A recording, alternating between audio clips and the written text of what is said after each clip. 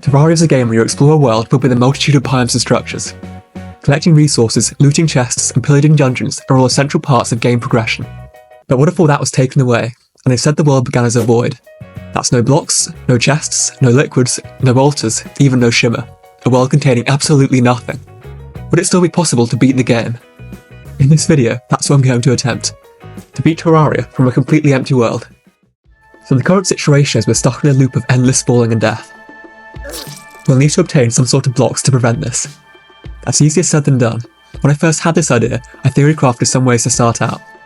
One involved a shooting star hitting a harpy when it's Christmas, and dropping a present containing candy cane blocks.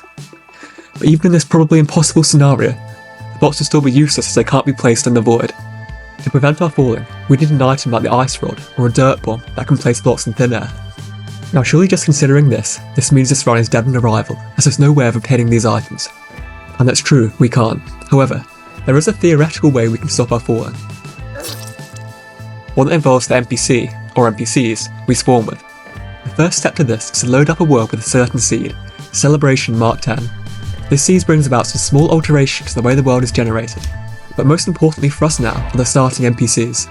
In Celebration Mark 10 worlds, you're joined by the Guide, Steampunker, Party Girl, and Princess upon spawning in. This is important as the Steampunker sells logic gates, which are one of the few items which can be placed in thin air. You can't stand on these though, but you can place walls on them. This is where the Party Girl comes in.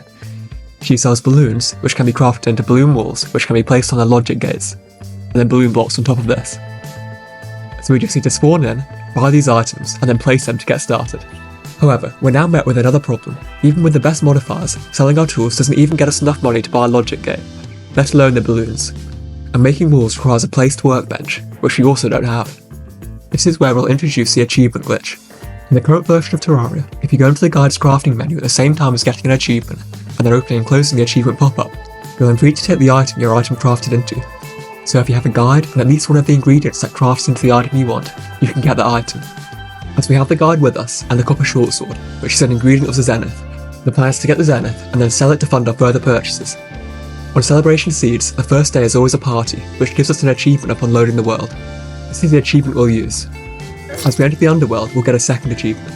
We'll use this to get the balloon walls from balloons. Before we go any further, we'll establish some rules regarding the glitch for the rest of the run. Firstly, it can only be used for items absolutely critical for progression, so no weapons or armor obviously. Secondly, I'm not allowing myself to use it if I can get the item by other means at current progression. And thirdly, I'll start the run with all my achievements fully reset, but I can't reset any achievements after the run started. Now there are quite a few achievements in the game, but obviously due to the nature of this run, and the awkwardness of getting others while stood next to the guide, this really won't give us too many opportunities to actually use the glitch. This is something we'll have to be mindful of. With all this in mind, that leaves us with a plan. Load a world with the celebration seed, when we spawn in it's a party, so we'll get the achievement for that. We'll use this to spawn the zenith, from here we'll talk to the steampunk selling the zenith and buying a logic gate. Then we'll speak to the party girl and spend the rest on balloons. As we cross the border to the underworld, we'll get a second achievement. We'll use this to make balloon walls with the achievement glitch, giving us all 3 ingredients to put a stop to the endless loop of falling to our deaths. There is one slight final problem there. The NPCs won't respawn with me, so I'll have to do this all in one take, which I think could be quite tricky. Okay, there's the zenith. Now we need the logic gates. It's actually a bit tricky once you get underground, given we can't actually see anything. Right, let's just go for the balloons now then. I think the NPCs always spawn with the same names on this seed, so we should be able to memorise them. Oh no, it's really not happening, this guy. Okay, well we got 1 of 3, that's a start at least.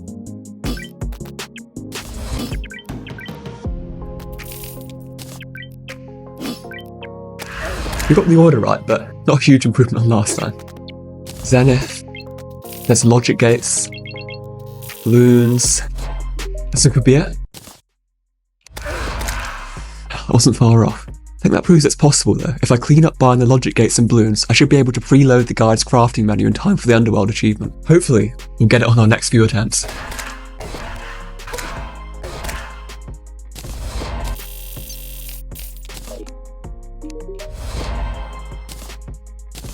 We just need to click back, open the crafting menu, and find the walls. Probably in about 2 seconds. Okay, so I've just realised I've been doing something really stupid. This whole time I've been doing this on a small world, which, Yeah, I know. If I load a large world instead, which is double the depth, it will give us so much more time. So we really should get it on our next attempt.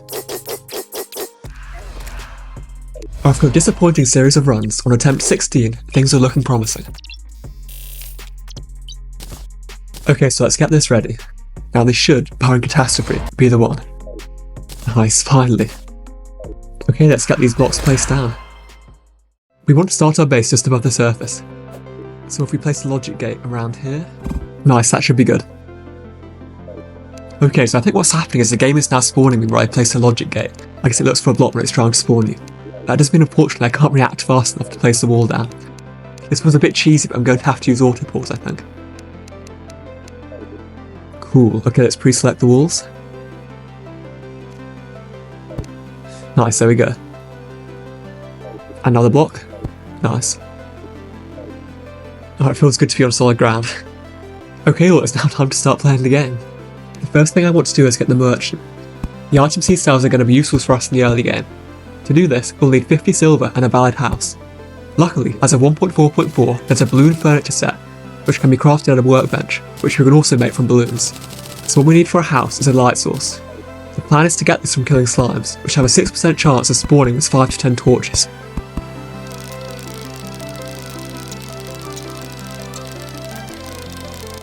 Oh, I forgot zombies could also carry torches. Never mind.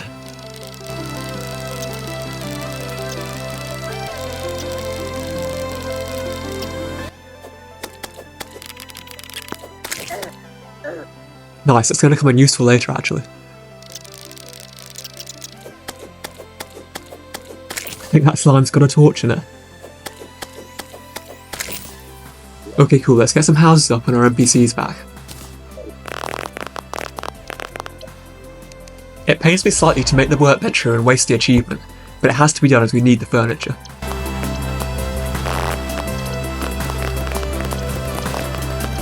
Okay, that should be enough houses for now. I was piling up money whilst killing slime, so hopefully I have enough for the merchant to spawn. Nice, there's 50. It should be arriving tomorrow morning. I'm pretty short on cash, so I think I'll prioritise a weapon for now. So the thing I want to set up next is a slime farm. This should allow us to get a good amount of money, which we need to buy mass amounts of blocks, alongside ores and potions. I want this farm to be fully AFK, which means I'll need lava. After playing in expert mode, this is actually obtainable, as lava slimes drop it when killed. I'll also need a bucket to collect this lava. To make this bucket, I can use ore dropped from slimes, which I've already got enough of. However, I'll also need a furnace and an anvil. The anvil's easy, I'll just buy one from the merchant. The merchant also sells a furnace, but only in a jungle biome, which is locked behind the Dryad, which is locked behind the boss, which I can't do. But can I craft it? With salvage I can get torches. I can also get stone if I kill golems underground. Wood, however, is also post-Dryad, as it requires grass and acorns. For these reasons, I'll have to use the achievement glitch to craft the furnace, with the leftover torches I have. Using the lead I got from a slime drop, I should have enough to craft a bucket, and then I should have enough silver for the anvil as well.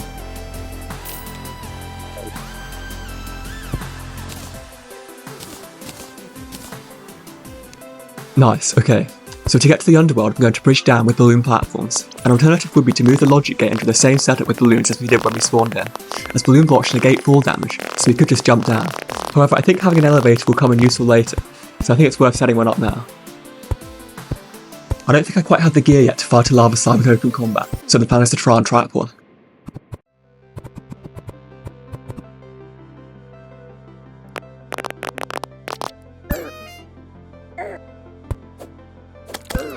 Okay, so I'm not having a huge amount of success with this method. I think instead I'm going to be even more cowardly and trap myself and then wait for the slimes to come to me. Perfect, I've got a free hellbat as well. I think if we mine a 1 block gap we should be able to attack it.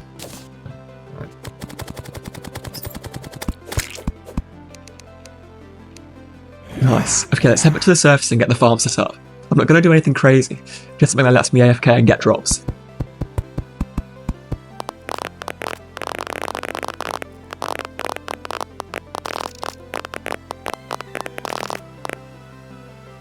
Okay, so I've been here for a minute or so and nothing's spawning. I realise that's because I built the farm too close to the town, so the NPCs are blocking monster spawns. Yep, so I'll need to move it.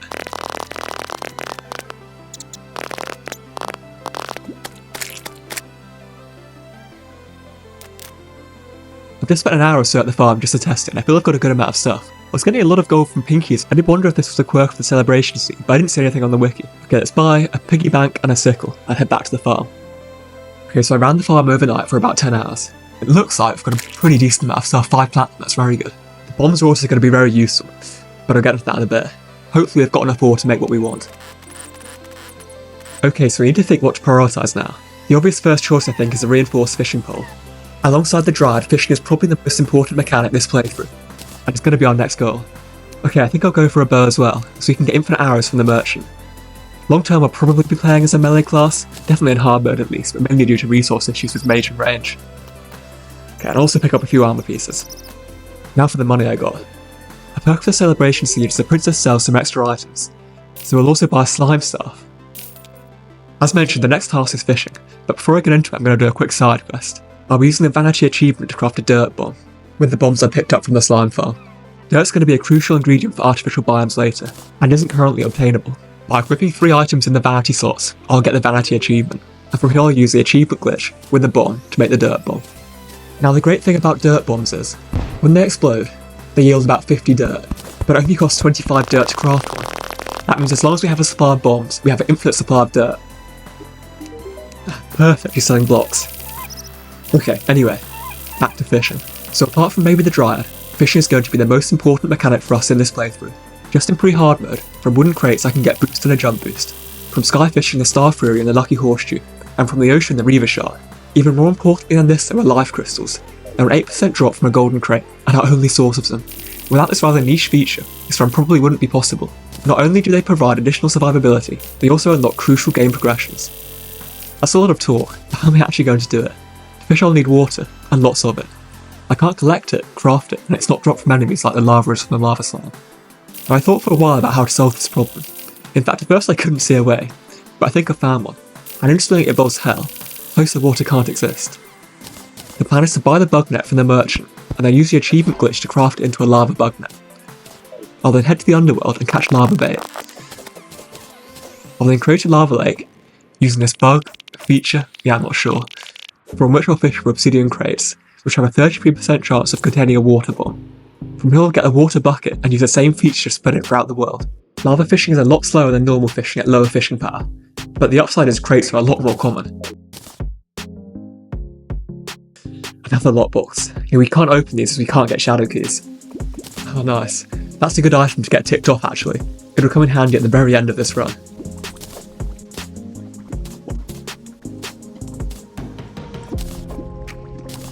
Nice, there it is. And the lava shark mount as well. That was actually a dream crate.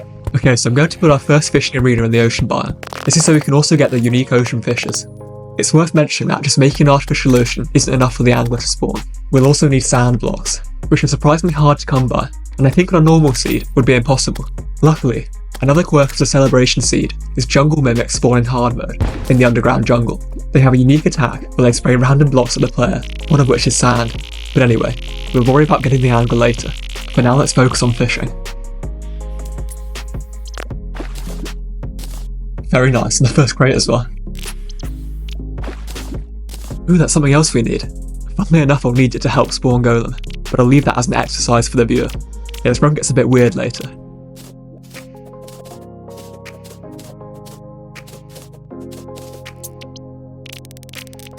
Ooh nice, I've just seen a zombie arms dropped, which definitely outclasses our sickle. How did you see that? That was pretty clutch. That's another key item. Cool. We haven't got the previous shark yet, but that can wait. I'm going to set up a sky lake now, with the primary goal of getting a Star Fury, which is probably our best available pre-hard mode weapon. The shiny red balloon and the lucky horseshoe would also be nice. But before we start this, I'm going to do another quick side quest. I'll be using the achievement glitch to get a bed. Now I think this can just about class as an essential item. There are going to be so many moments, especially in hard mode, where I'll need to skip time, so having a bed will just save many hours. With that sorted, let's get this sky leg set up.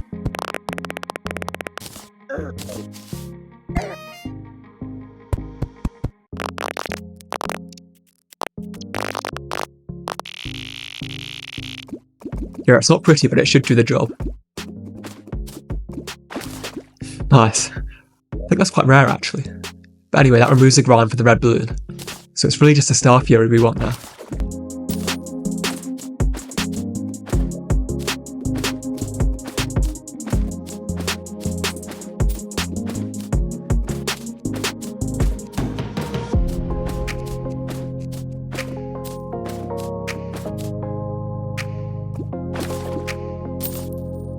Perfect. That was a bit grindy, but we got it in the end. Okay, so we've now got most of the stuff we want from fishing. The next goal is going to be to get the Dryad. The Dryad is so important as the seed cheese cells will allow us to create artificial biomes. To get the Dryad to spawn, we need to defeat one of either the Eye of Cthulhu, the Eater of Worlds, the Brain of Cthulhu, Skeletron, or apparently Lepus. The Eater of Worlds and the Brain of Cthulhu require shadow walls to be broken, which we can't do. I could use the achievement glitch to craft a spawner. However, as they're not crucial for progression, I'm not going to do that. And, well, I'm not playing on a 3DS, so we can't spawn Lepus. That leaves the Eye of Cthulhu and Skeletron, both of which I can spawn. However, in both cases, it's going to be a bit of a painful grind. In the Eye of Cthulhu's case, it only spawns naturally when a player is above 200 health. As we can get the boss by other means, I'm not going to use the achievement glitch for the spawner, so it's going to have to be many more hours of fishing to get enough hearts from golden crates. For Skeletron, it's a bit more complex, not helped by the fact I've made a rather large mistake. You see, for Skeletron to spawn, you need the Old Man to spawn. The Old Man's only spawn requirement is that the blocks outside the dungeon are present. Each world has a set Old Man spawn, so all we need to do is find that and put the blocks back. However, this is where we encounter the issue. I didn't make a backup of the original world before I removed all the blocks, so I can't go back and check where the dungeon is. Now, you're probably thinking, no problem, just generate a new world with the same seed and find the dungeon on that. And that would work if I wasn't playing on a celebration seed. You see, the same celebration seed will generate a different world every time it's entered, meaning you have no way of generating our world again. So this leaves us with a problem. How are we going to find the dungeon entrance? The only viable solution I can think of is to brute force it. We know the dungeon spawns in the outer third of the map, but not on the ocean, underground or space, giving this approximate region where it could be. My plan then is to simply place ascending rows of blocks in this region until I internally place the right one and the Old Man spawns. So yeah, the choice is to fish for hours or place blocks for hours. I'm a bit sick of fishing, so I think I'm going to place blocks. But it isn't an easy choice to make, so I think I'm going to bridge across the world and start searching the left side first. This garbage will be a useful thing to have, so I may as well build one now. Okay, so this is the border of the Western Ocean biome, so if you mark out an approximate vertical range, and then start branching off horizontally from there.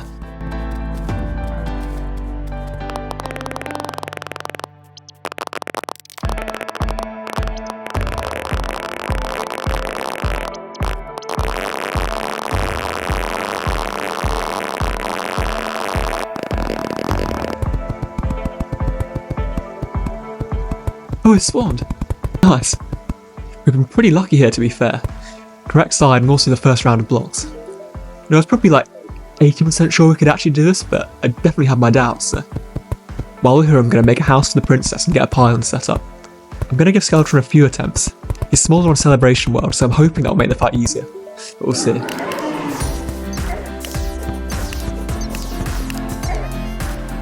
Okay, that could have gone better, but let's give it a few more goes.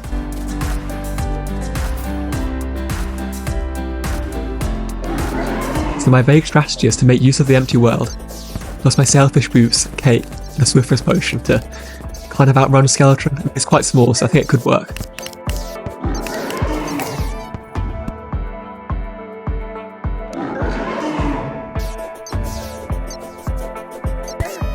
Okay, so it didn't work out. I did kind of expect this, to be fair. Skeletron's a hard boss, even harder with 100 health and very few potions, especially in expert mode. I think if anything, its smaller size makes it harder. I think, begrudgingly, it's going to be back to fishing for 200 life, for the Eye of Cthulhu spawn. This hasn't been a waste of time though, as we'll still need to kill Skeletron pre-cultist, and also have the cultist spawn. As you will have seen in the background, the travelling merchant was selling dynasty wood. This is good, but not that good, as dynasty wood doesn't count as real wood in terms of crafting, but it will still make my base look nice, so. Anyway, I'm procrastinating. Time to fish for hours.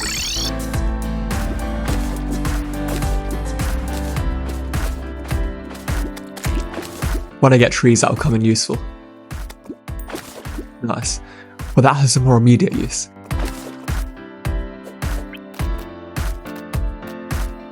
Zero from 6. At least we got the Falcon Blade though.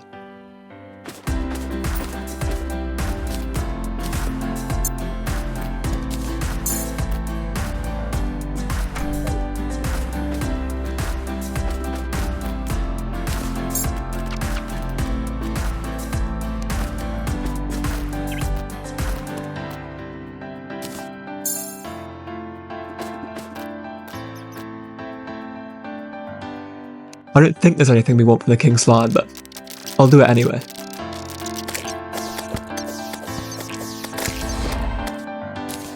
On the hook, I've got to drop that. That's quite good to be fair, as it prevents a future grind for it. Anyway, back to fishing.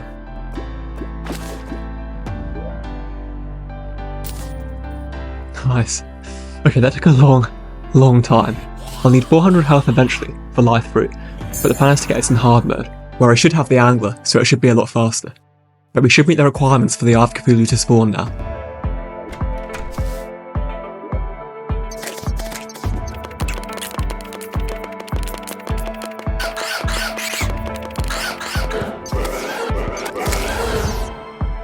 The Eye of Cthulhu won't spawn again, so we have to use our bars wisely. I think I'm going to go for the tendon bow here. Nice, so the Dryad's just spawned. It's not a blood moon, so she'll only be selling grass seeds and acorns.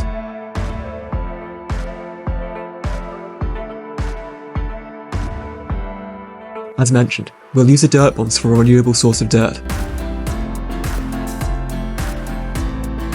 You know, I feel after hours of just staring at balloons, looking at the grass is genuinely refreshing, even if it isn't a video game. Ah, perfect timing.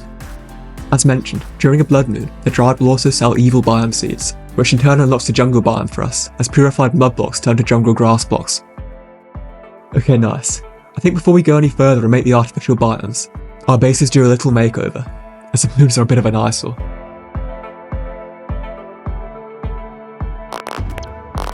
Ah, much better. Now let's make an artificial biome based on disease and decay.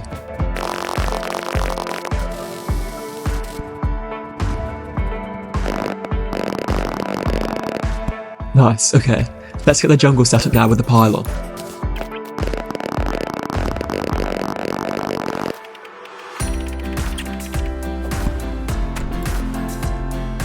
Okay, cool. So the plan is now to set up an underground jungle. And now we have wood, there are a couple of items I'd like to get from here. Specifically the Amazon yo-yo, and the, in my opinion much better, blade of grass.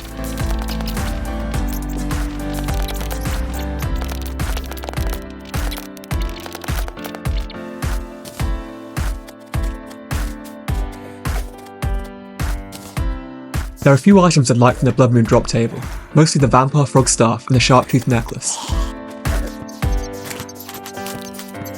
I'd forgotten this existed. Not sure it's the best though. I'll continue waiting for Blood Moons, but in the meantime, I'm going to start preparing for the Wall of Flesh. Now we have the Dryad, the only reason we need to kill Skeletron is as a prerequisite for the cultist to spawn, so we can leave him for now. For the Wall of Flesh fight, I'm going to choose emptiness of our world to my advantage. The plan is to fight him on the underworld floor. This has two benefits. Firstly, monsters can't spawn here, so we'll avoid running into any fire imps or demons. Secondly, when the Wall of Flesh spawns, it's always centered in the same place, regardless of player position, so being down here should effectively allow us to dodge some of his attacks. So I'm hoping I can use my Star Fury here to damage the eyes. Well, I don't seem to be getting any shots in yet. Maybe if I zoom out the stars can spawn high enough? So I don't think my plan is working. The Wall of Flesh's eyes are too high up for the stars from the Star Fury to hit them. Perhaps this would have worked on a small world? But yeah, I guess it would be a more traditional strategy next attempt. I can't teleport out, so I guess I'll just relog, but I think I would have rather died to be fair. However, to raid spirits, I got a very successful blood moon straight after the fight, and returned to the underworld with a very decent upgrade to my damage output, plus a minion. Okay, let's try that again. I'm hoping my Blade of Grass can deal with the hungry, whilst I still use my Star Fury to target their eyes and mouth.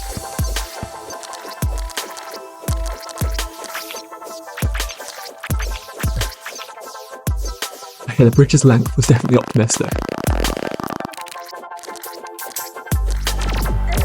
The Blade of Grass is good for the hungry, but I'm really not doing too much damage elsewhere unfortunately. I think if I zoom out I should be able to get more hits in with the Star Fury.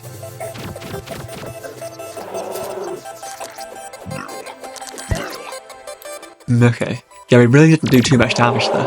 I'm not sure there's too many more optimizations I can make for a melee loadout. If I was playing on a corruption world, I could farm meters for ancient shadow armor, but there's no crimson equivalent unfortunately. I think before I return to fishing, I'm going to try a mage loadout. I can get full jungle armor, and then I'll farm demons for the demon scythe. We need 32 jungle spores for a full set, so this is going to be a bit grindy, although we can make use of our bed to speed things up. Nice, okay. That took a bit longer than I thought to be honest. Now to the demon scythe. From past runs I found this quite tricky to get, but we'll see.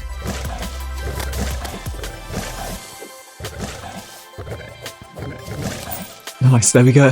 That could have been a lot worse, to be fair, so I've been lucky here. And to continue my lucky streak. Or a Zapinator. Apart from the star cannon, this could be the best weapon in pre-hard mode. The base damage is good, but what really makes this weapon stand out is its random chance for each projectile it fires to contain an additional effect. Of particular interest is its 10% chance for a 10x damage multiplier to be applied to the previous attack, which gives it the potential for hits into the thousands, or even beyond. With the Demon Scythe's amazing AoE damage, plus the Zapinator's single target ability, I'm hoping the Wall of Flesh should look a little different this time. The Demon Scythe is dealing with the Hungry well, as predicted. I'm still taking a lot of damage from the lasers though, but I should learn the patterns better. A little bit better.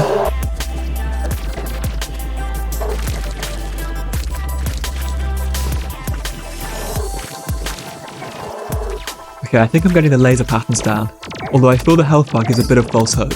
It's by far the hardest part of the fight is going to be the last 10%, when the wall's going very, very fast.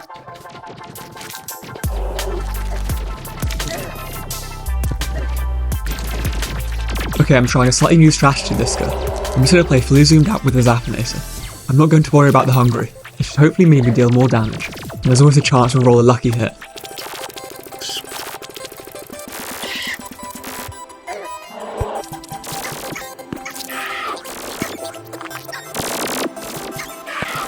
So I've hit a bit of a brick wall, and I've run out of optimizations. To be honest, the last few fights have just been relying on a lucky Zapinator hit to save me, which really isn't the best strategy. I could maybe try a range build, but I really don't think it'll be any different. And I can't really think of a setup better than a Demon Scythe and a Zapinator. So for the second time, I think we're going to have to go back to fishing to save the run. It's a grind we'd have to do anyway, but I really had hoped we'd get away with doing it in hard mode, where we have the angler. It'll be at a slightly faster rate than our last grind, as we can get a fiberglass drop from the jungle. But it's still going to be brutal. Well, that's a good start at least. Well, hopefully that's the first of many. Right, I'll see you on the other side. A few will be a montage of a few seconds with some nice royalty-free music. For me, well, I'll see you in a few hours.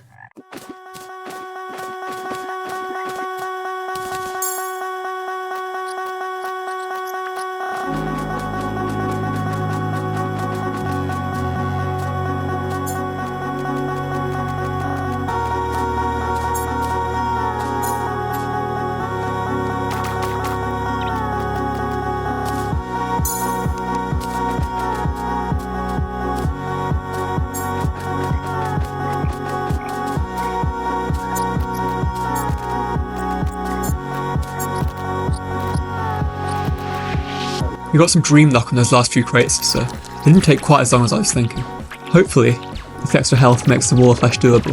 If not, well, this run's in big trouble.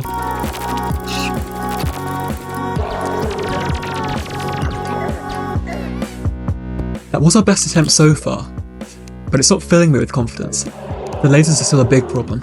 Let's give it a few more tries. I'm still waiting for that dream Zapinator hit. Okay, so I've done some testing, and I don't think my initial idea of doing the fight on the underworld floor was a terrible idea. You see, it didn't work due to the Star Fury's projectiles going from up to down, whereas I should have used a weapon whose projectiles go from down to up, like the Zapinator, or the Demon Scythe. This should allow me to hit the Wall of Flesh, even though it's off screen. This really is the last roll of the dice, so if this doesn't work then, I don't know what.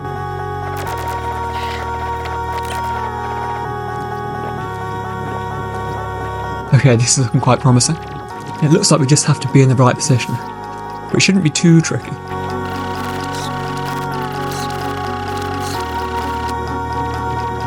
Okay, let's try the Zapinator now. Nice, we can get hits off as well.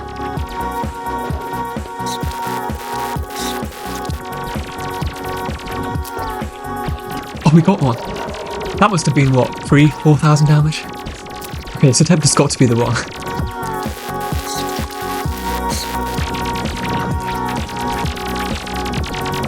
Oh, I'm not sure I have the speed. This is going to come down to the wire. Can we get it? No. It's doable at least though. Although I hope we haven't wasted the golden run with the 4K Zapinator shot. It feels a bit cheeky just standing here and shooting upwards, but it's getting the job done, so.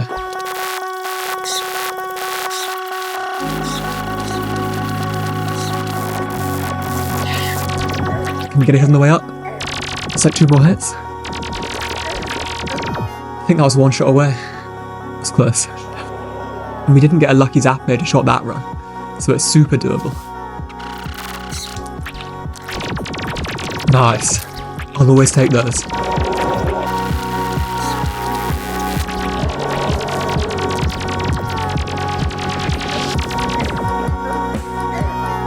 Oh, this is getting a bit silly. I think that's even less health than last time.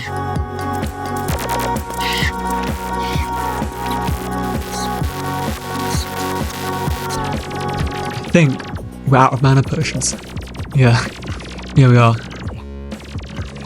We have to find our piggy bank.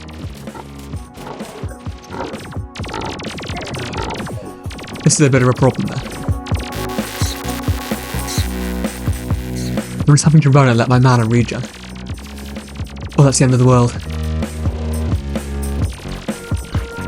Oh, we got it! Wow, I think our final shot must have hit like a 400. What a way for that to end. Now we just need to find exactly where the wall of flesh died. Okay, I don't see it. Maybe it was more to the right then? There it is. Oh, I've been stupid. Yeah, so just after the fight finished, I relogged to get back to the surface. But of course that wipes dropped items. Never mind, I'll come back to the wall of flesh later. The first thing I'm going to do in hard mode is get the angler, who's going to be very useful for two reasons. Firstly, the fishing gear and potions he sells will make getting hard mode ores from crates a lot faster. And secondly, and perhaps most importantly, he'll allow us to get the shimmer. You see, on completion of his 25th quest, he'll reward us with a bottomless water bucket, which with the achievement glitch we can use to get the bottomless shimmer bucket, hence shimmer, which will blow up this run in terms of possibilities. And as briefly mentioned, we'll need sand for the angler to spawn. And the only way we can get this is via jungle mimics, another reason why we're playing on the celebration seed. We won't have to kill one, we just have to stand next to one and hopefully survive long enough for it to do its attack, which, I think in a hard mode jungle could be easier said than done. I will take your ice rod. Having a fast way to place blocks on nothing will always be useful. Oh, I see one. It's been a few minutes to be fair, I think they're quite rare. Yeah, this is what I was worried about. Okay, on to the next.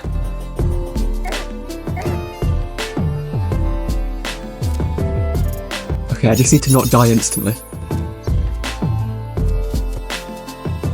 Okay, that's going better. Please do a block attack. Bit better anyway.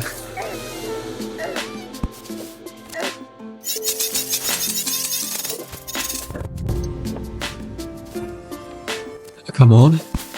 Nice, he's doing it. Perfect. There should be a few sand blocks in there. So we only actually got one pure sand block, but we did get quite a lot of other sand adjacent blocks. As one probably isn't enough, I'm going to use a little trick to turn the rest into sand blocks. I'm going to use the achievement glitch with the extractionator we got from fishing to make a glorified extractinator. We can then put all the sand variant blocks into this and get pure sand out. Okay, so I've got about 10 sand blocks now. I'm hoping this will be enough to get the angler to spawn. Okay, so it's been a few days and still no spawn unfortunately. I've done a bit of further research, and I found a decade-old forum post that claimed the sand blocks need to be in the ocean, not just in the ocean biome, to get the angler to spawn. So I'm going to try that. If this doesn't work though, this run's in big trouble.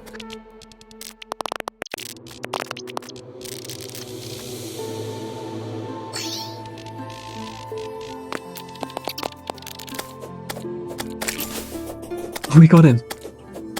No, I was starting to have my doubts there. Maybe because he had so little sand, his spawn chance is very low. Anyway, we've got him now. Okay, let's make him a house and fast. We don't want him getting killed or despawning. Okay, let's get started on the fishing quests. We have a decent amount of biomes now, so we shouldn't have to skip too many.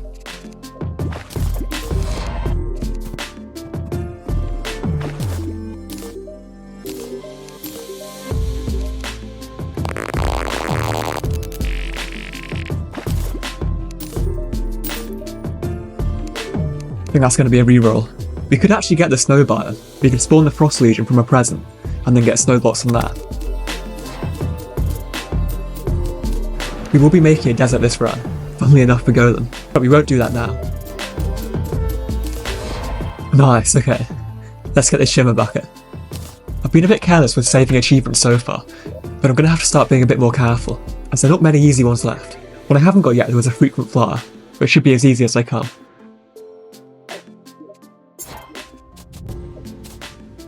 Nice. As mentioned, having this blows the run wide open in terms of possibilities. Okay, that should be it for quests for now, but not quite for fishing. Next, I'm going to head to the Crimson for the Blade Tongue, which I think is a pretty solid weapon to be fair, and then I'll start the grind for crates. The plan is to get full titanium armour.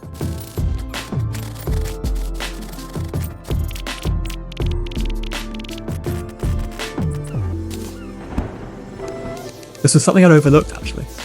We need the titanium forge for progression, but it requires a hell forge to craft, which we can't get, so we're going to have to use the achievement glitch. We haven't mined any hard mode ore yet, so again this will be a nice easy one to do.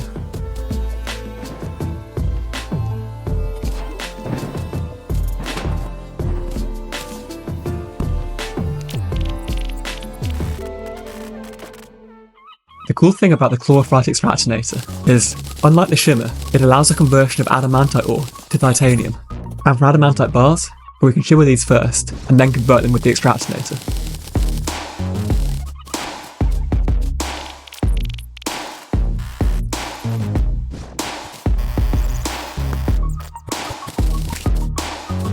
Perfect. Okay, let's get this extra accessory slot. That wasn't great. I think we probably need a good ranged weapon, so let's make a repeater. Nice, okay.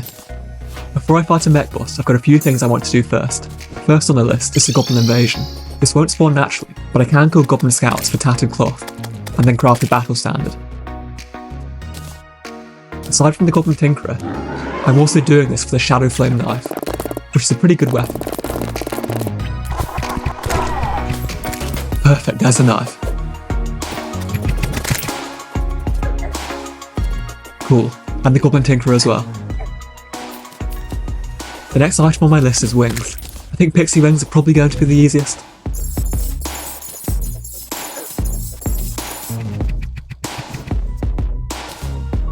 Cool.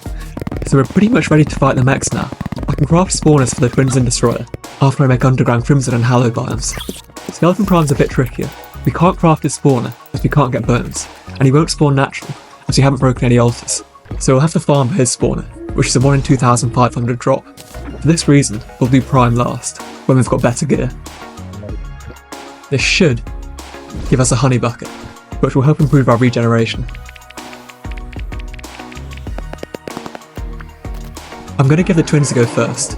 My Shadow Flame Knife should be pretty effective against them. With the Twins, my goal is to always focus Spasmatism first. Once his defeated, I feel the fight's pretty much over. The Shadow Flame Knife is holding up there, that's good. Damage over time is very useful. I think I'm really starting to feel not having knockback resistance.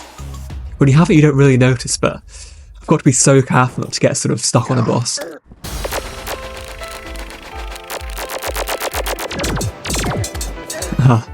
Although I don't think I can blame knockback resistance this time.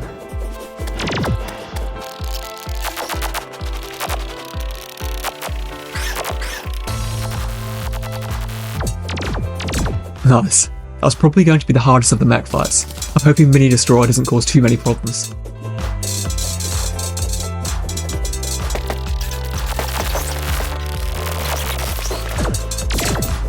Cool. That went about how I expected. Okay, we should have enough bars for full hallowed armour. I'll go for the melee set. Okay, so now for Skeleton Prime. As mentioned, I need to get a skull from a drop, so I'm going to set up a farm. I'm going to make this farm in the Underground Crimson. The reason for this are Crimson Mimics and the Biome keys. I can shimmer a Biome key into a Biome chest, and then get a second Biome key to open it, in doing so giving me the Vampire Knives. Crimson Mimics drop Flesh Knuckles and Fetid Bagnacks, both items I want. I'm going to use a design from Heath 04 that essentially works by hoiking enemies into a lava pit. As you can see with the bats above, it looks like it's working. I've been running it for a few minutes now and it's working pretty well. I've got 2 mechanical skulls already. Nice, that's both mimic drops you want. So it's just the 2 crimson keys now.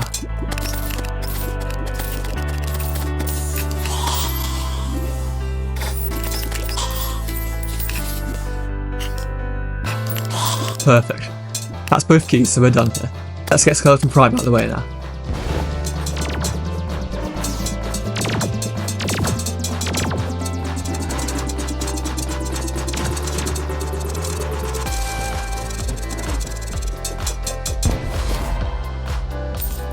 So there's the crimson chest. Okay. I think the fact that we can open it is a bit concerning. I was expecting it to be locked pre-Plantera. Anyway, we'll come back to that. Speaking of Plantera, that's our next goal. Before we face her though, I'd like turtle armour. For that we need chlorophyte, which we can make a farm for. Chlorophyte ore will spread to nearby mud blocks given enough time. So what we have to do is find a vein that spawned naturally, and then split it up into individual ores surrounded by mud. Perfect. Okay, let's get this farm set up.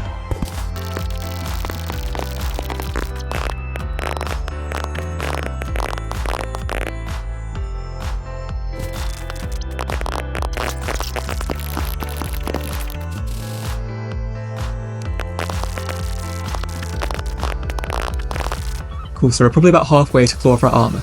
Something else I want to get is a true Excalibur, which I think is going to be one of the best pre-Moon Lord weapons we can get. I'll need a few more hallowed bars though.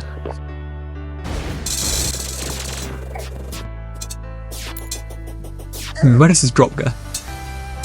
I think he died below the arena. Nice, okay. Found it, nice. Cool, so we need 3 turtle shells. I think the drop rate's around 3%, so shouldn't be too bad. We've got another jungle mimic. Nice. We need some more sand for our artificial desert. This will help. Now we have the shimmer. In combination with the chlorophyte extractinator, we can convert even more blocks to sand.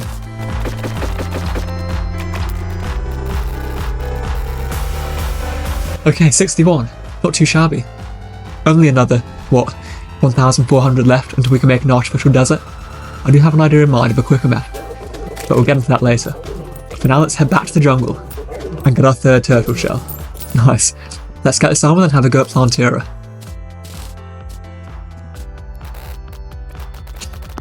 I don't expect this fight to be too hard. The main concern I think will be her enraging due to the relative smallness of our jungle. To prevent this, I've extended it a bit off camera.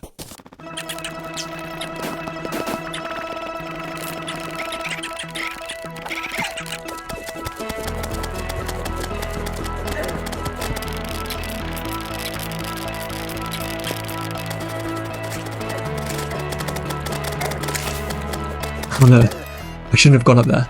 If you saw I strayed too far from the arena, and she enraged. Anyway, if we just don't do that again, I think next time we'll be good.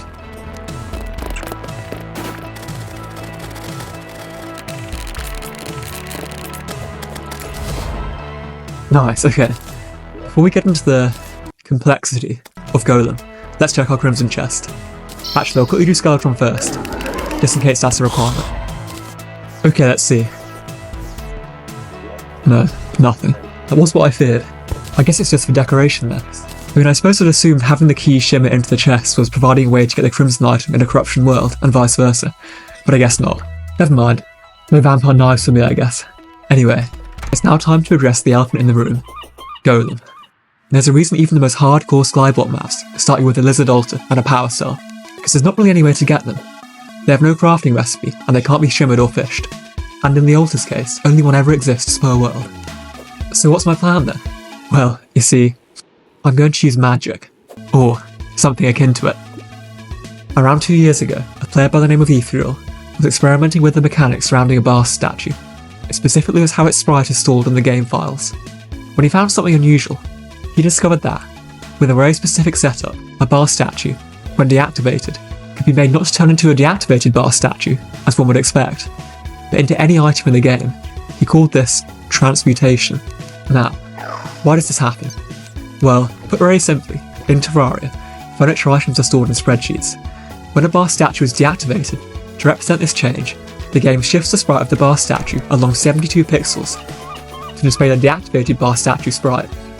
Transmutation works by replacing the Bast statue with another item, usually a door, but tricking the game into thinking the Bast statue is still there. When the statue is deactivated, the door sprite is shifted 72 pixels instead of the Bast statue, giving us a new item. Now, there's lots more complexity to this, and I've linked Ethereal's video below.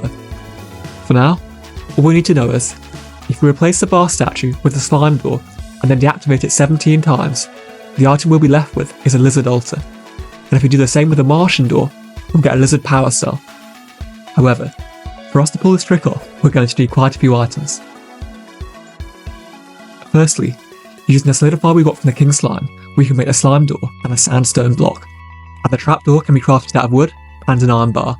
For the pressure plate, we'll use the achievement glitch. We'll use an iron bar to get the purple pressure plate. We'll then shimmer this to get a pressure plate plus 1 wire.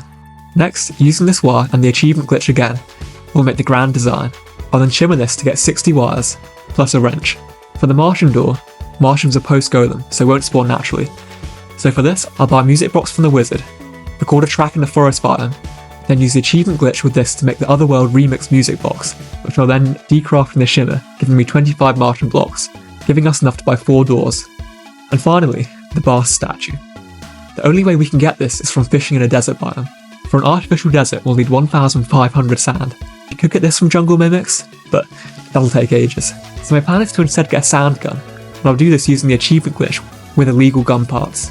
From here, I'll don ranged adamantite armour, plus use the buff from the ammo box to give me 40% ammo reservation. Over time, this will essentially give me infinite sand, as 100% of the sand the sand gun shoots can be picked up. That's a lot to get going with, and I don't think it will be plain sailing. The first thing I'm concerned about is finding 5 achievements I can realistically do, and even if we do get the spawner, we'll essentially have a finite amount of attempts to beat Golem in his enraged form, which I think could be a bit tricky. Anyway, let's get going. Okay, so I'm going to go for the pressure plate first. We'll use the max life achievement, which I've been saving up. Nice. Okay, now we shimmer it down. Cool. Okay, now wire to grand design. We still haven't got the mini shark achievement, so we'll use that. All going smoothly so far. Okay, let's get the Martian door next. If we buy the music box, then record in the forest. Perfect. Okay, let's turn this into the remix one. I'm going to craft a golden delight to get the achievement. Now if we shimmer it, we should get Martian blocks. Oh, okay. We didn't. Maybe it's blocked because we're pre-Golem? If so, that's a big problem. Okay, so I've done a bit of research. Luckily there's no restriction on decrafting Martian items pre-Golem. So the new plan is to buy a book from the wizard, get a Martian bookcase, and then decraft that. For the achievement, I'll be flying a quad racer to space.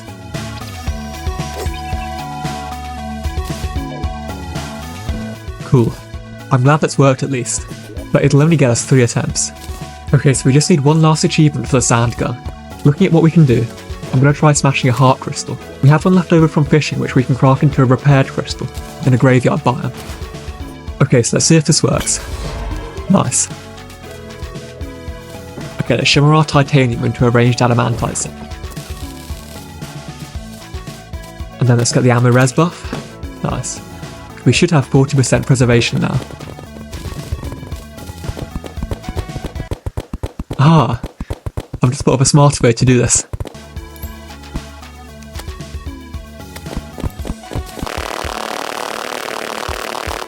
Great, that should be enough. Let's build a desert biome and get fishing.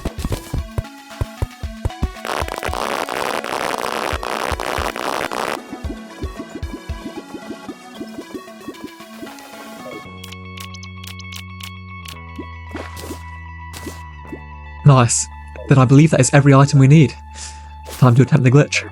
Okay, so we go 3 up, 3 across, 5 down, and then 3 across. Then we place a trapdoor here, 2 sand there, and then block swap. Place the bar statue, we block swap again, and quickly place the sandstone. And finally put the slime door here, and the wiring.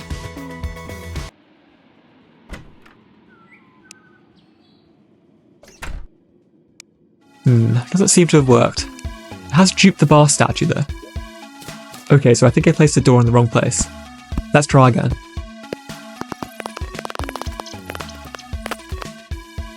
So we open the door first, then step on the pressure plate. Oh, I think that's working. Let's do that 17 times. There it is. Oh, that feels so surreal to get. Finally. Okay, let's do the same for the cell as well.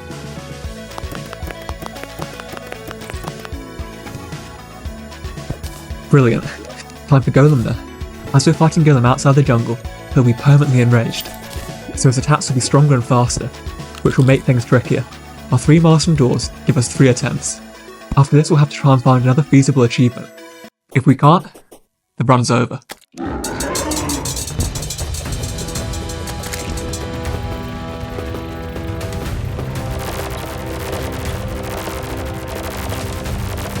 Not too bad so far. We're just about to enter second phase, so it could get dicey.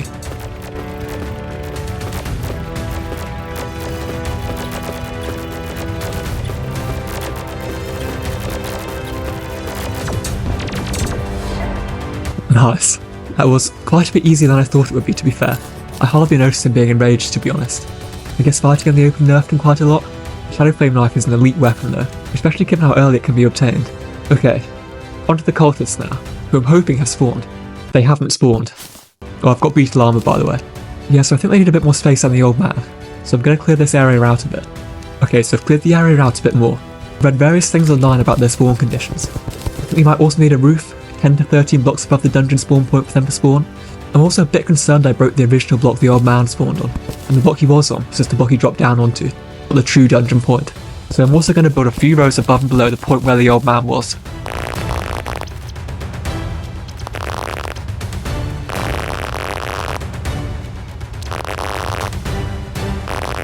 Nothing yet, unfortunately. I don't think he would have spawned much higher. So what I'm going to do now is tear this down, and then start again but with a roof, about 10 to 13 blocks above the potential spawn points. Okay, so I did the same but with a roof off camera, and they spawned. I guess I must have inadvertently removed the true dungeon spawn when I was trying for the old man. Anyway, we should have the gear for the cultist, so let's begin.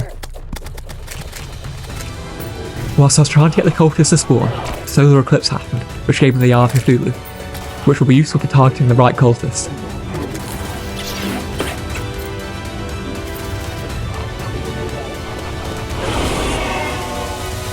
Perfect. We'll do the solar pillar first for the daybreak and the solar eruption.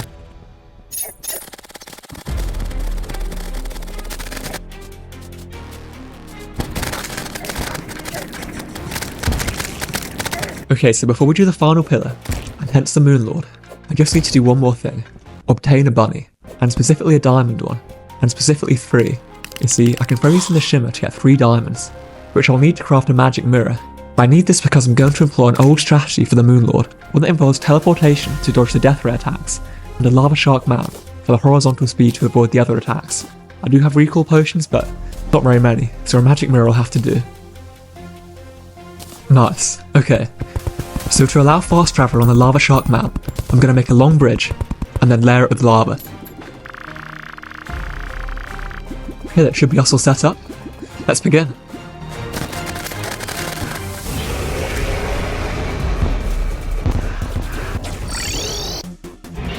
Nice, the dodging's working fine.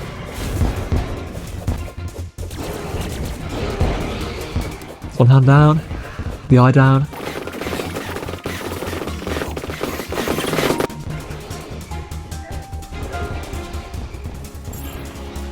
And there we go. And that's it. We've beaten Terraria from a completely empty world. Stay tuned for more stupid challenges. Thank you very much for watching.